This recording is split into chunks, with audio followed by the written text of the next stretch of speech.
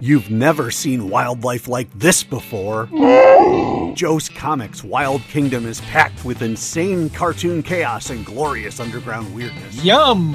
Created by Joe Hutchinson, a guy who clearly never learned the meaning of too much. If your sense of humor likes weird comics, underground art, and absolute nonsense, then enter the Wild Kingdom at joescomics.com. Hey everyone, it's Tom. It's FANzine Live. We're looking at new releases today. This is a really neat story, and I'll just throw these down. We'll talk about them first, and then we will look through them. I did a piece a while back talking about risograph. Or is it risograph? Or is it risograph? I actually went online and tried to figure this out, and I asked Google to help me find appropriate pronunciations. I literally found all three. So let's go with risograph, because I don't know what the best one is. Anyway, I did a piece a while back, a video, and we talked about a really nice comic. Couldn't tell you which one it was, but I was talking about how much I really appreciate and enjoy the risograph printing style and the feeling that one gets out of almost a quasi-nostalgic feeling. And I got an email from this person named Jempol. And Jempol says, I love doing risograph. I'm so happy that you talked about risograph. And in fact, I have a risograph machine in my living room, and I make risograph zines, and I'd love to share them with you. Fine, I said. Send what you want and we'll take a look. Holy cow. Did we get a lot of zines? There's the letter. That is a lot of material, all printed in risograph. Now, Jempol, as a creator, has a whole lot more going on than just the fact that they use a machine that's different than a photocopier. But you can't help but take a look. Colors that you see on this, nothing is in black. The closest you get is this, and that's navy blue. As I understand it, the risograph machine that Jempol got, and it's not brand new, it actually is a used one that has taken a lot of work to rebuild, and somewhere in here there's a discussion of how they did it. But they've got this machine, I think it was found up in, Jempol's out of Vegas. They found the machine somewhere up in Utah, brought it down to Vegas, and then started cleaning it out. I've never done risograph before, but as I understand it, you have drums that you fill with ink, and the ink actually is not very expensive. So the drums, however, are. So what you do is you put your ink in the drum and you put it in your machine, run your copies, which of course have to dry. You only get one color at a time. For example, something like this had to be run twice. Looks like this one had to be run at least twice. Good Lord, 3 times? Because you've got blue, yellow, and red. Yeah, it takes a long time to make these scenes, so you don't make a lot. And I think it makes copies probably in the 30 to 40 range. And then you go until your ink runs out, and then either you put more of the same ink in, or you clean out your drum and you put in a different color ink. And so sometimes when you have a little residue of one type and you put in stuff of another, then you can start mixing things up. And that's where like teal look came in, because you had some leftover green, threw in some blue, kind of created this teal, and said, hey, this is great, let's roll with it. So that's the risograph part of it. And then you start looking at the creative side of things. For example, the classic single page mini comic. I mean, printed 3 or 4 times over to get these incredible color combinations. And a nice little piece on the back as well. But it's basically a single page mini comic. Same with this one. This is a card. Notice he's doing the cuts around to round off the corners.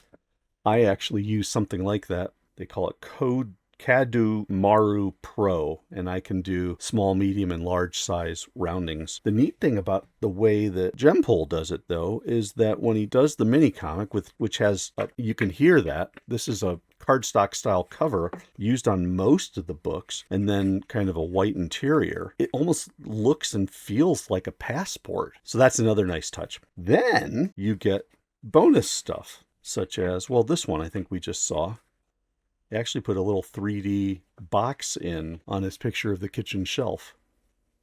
Neat touch. This one has a behind the scenes zine made out of basically glorified bookmarks. Did a batch of stickers. Now these are mailing label stickers. I mean, I could peel each one off and put it on.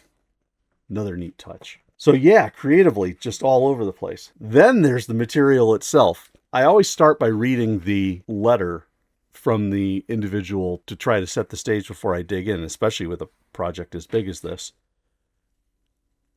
Look at that handwriting. Oh my God, I've not seen handwriting this good in the modern day period. I mean, this is 18th century quality handwriting. I guess now we can probably talk about the zines themselves. I'll start with the smallest and we'll just go through to the biggest. This Palomino Estates Font Affronts. Join me as I get triggered by letters. And Jempol has discovered this Palomino Estates and absolutely hates the font. I need answers. Why? And he's talking about the placement of the M, the A, the O, how it's all bad, the E, the A. At least they finally got the final M right. Don't be a graphic designer in Vegas, apparently, because you'll run into Palomino Estates. Not pretty.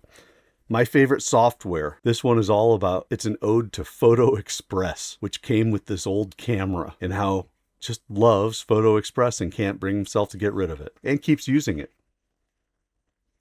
Who remembers some of these? Gotta have your Netflix, gotta have your Kodak Easy Share.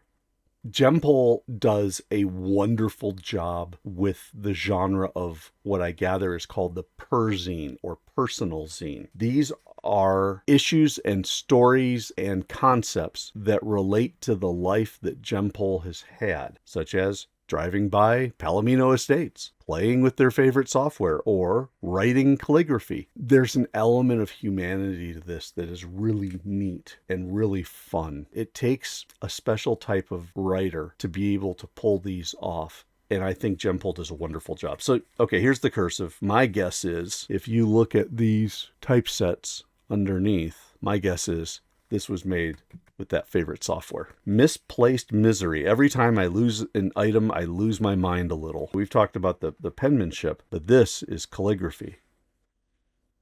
Jempol can do all this stuff by hand. Good Lord. There's a lettering job in this person's future. Look at this stuff.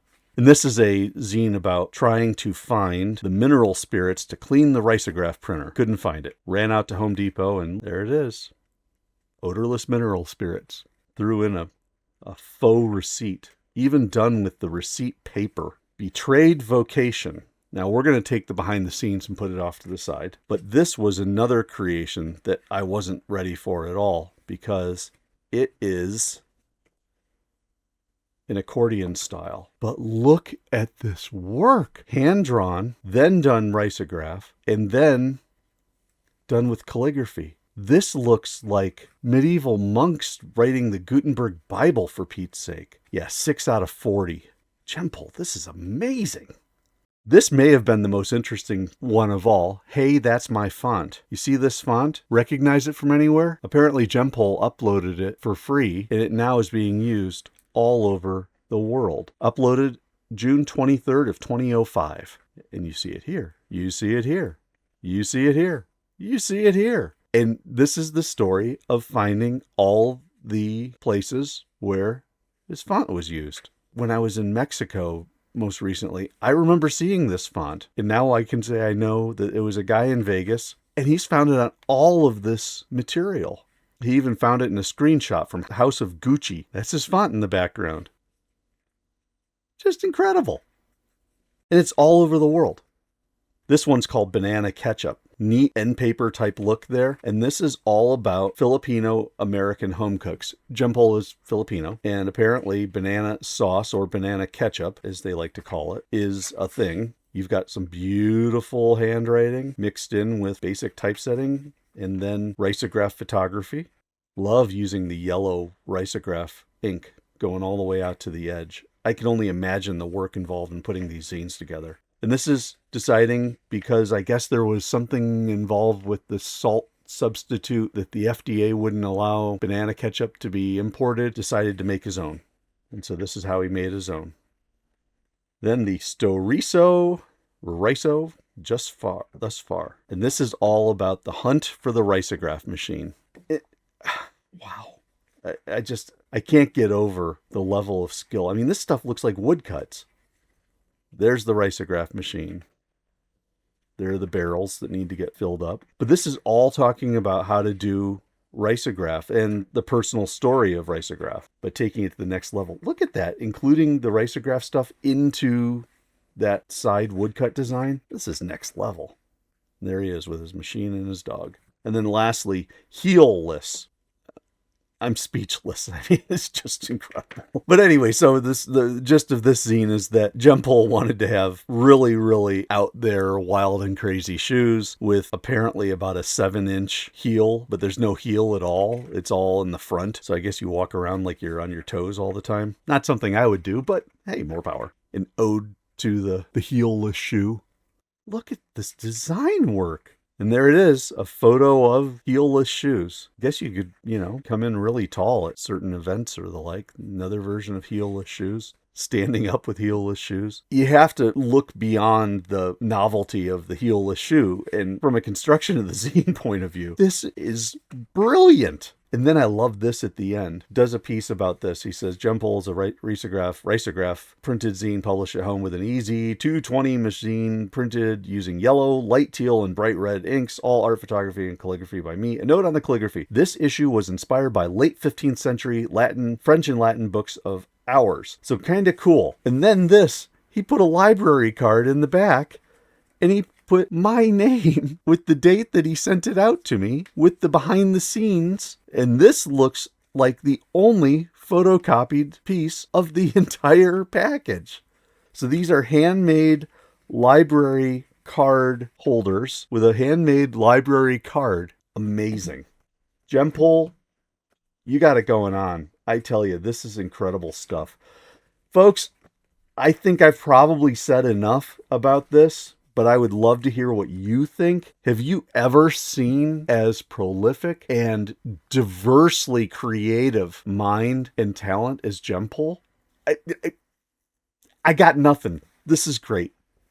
Leave a comment. Let me know what you think. And as always, don't forget, like the video, subscribe to FANzine Live, and tell your friends, because this is worth talking to your friends about, isn't it? It really is something special. Perzines, graphic design, risograph, calligraphy.